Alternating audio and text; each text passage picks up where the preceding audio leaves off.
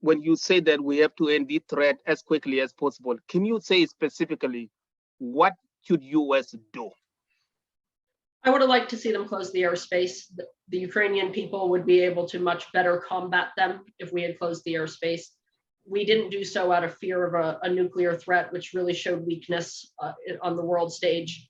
We need, it's been said many times before, peace through power and peace through strength, and we need to focus on that. It is my personal opinion that when you have an enemy that's down, you don't stop kicking. Thank you. Thank you. Liam, you have the floor.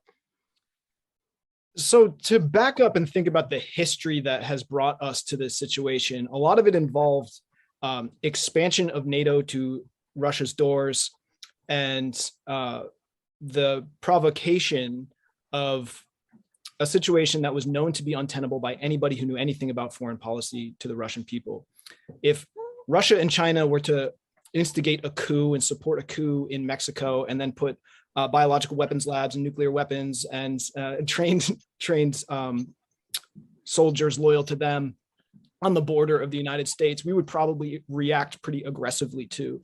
So I do not condone Russia's aggression, but I also want to put it in the context that sees it as a response to the United States' belligerent foreign policy that is driven by a war machine that has its grip on our government.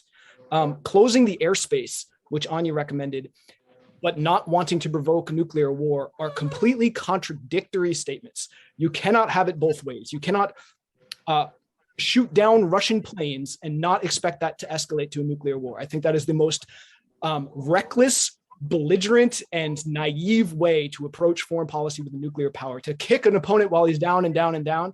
This is a long-held strategy of the United States to use other countries' innocent people as pawns and proxies to weaken rivals throughout the globe. And I think that is immoral. And I wish the United States had a moral leg to stand on by opposing aggressive wars of intervention. Thank you. Thank you. I will give Anya just 30 seconds to rebut what you just said. Thank 30 you. seconds. Thank you. I think that we put ourselves in greater danger by showing Vladimir Putin that we would back down because we were afraid of him. And that needs to never happen in the United States. And yes, the United States has a history of going into foreign countries, but let me remind you that we did not invade Ukraine. Russia did. And we are assisting the people and we are trying to end a humanitarian crisis. And I would like to see that be successful and not a drawn out conflict like the Vietnam War or even Afghanistan. We need to make it won't be a drawn out conflict with a nuclear war. We need to save lives and money by not allowing it to be drawn out for years and years and years. Thank you. Thank you. Thank you. I will go to Erica very quickly, but I want to come back, Liam, to what you just said. Do you think that Russia did what it did because it was wrong by the NATO?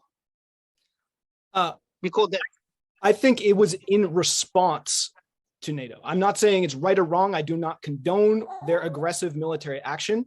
But I think it would be unwise of us to look at this exclusively as an unprovoked aggression. So how do you call it? What the NATO did? I call it a response to years of foreign policy decisions on the United States and Western powers' part that we knew would provoke. How do you call that foreign policy? How could we call instigating a coup in the Ukraine in 2014 and supporting a coup at least, and pushing the NATO borders up to Russia? What can you call that other than foreign policy? I don't even understand. Thank you. So I will go to Erica, but do you support the involvement of the US in Ukraine? I support Where do you immediate calls for negotiations to end the conflict as quickly as possible. Do you believe that allowing a foreign power to be aggressive without being checked places the United States in greater danger of being aggressed upon? I think the United States has the best military in the world, the strongest military in the world. I do not feel threatened by Russia, and I don't feel like their actions in Ukraine, it's not a simplistic black and white of either shoot down their planes and cause a nuclear war or do nothing. But I do think the best interest of the Ukrainian people and the people of the world would bring this to the negotiating table and end the conflict as soon as possible, even if it means that someone we deeply disagree with and has been the bully gets away with something that we wish they didn't.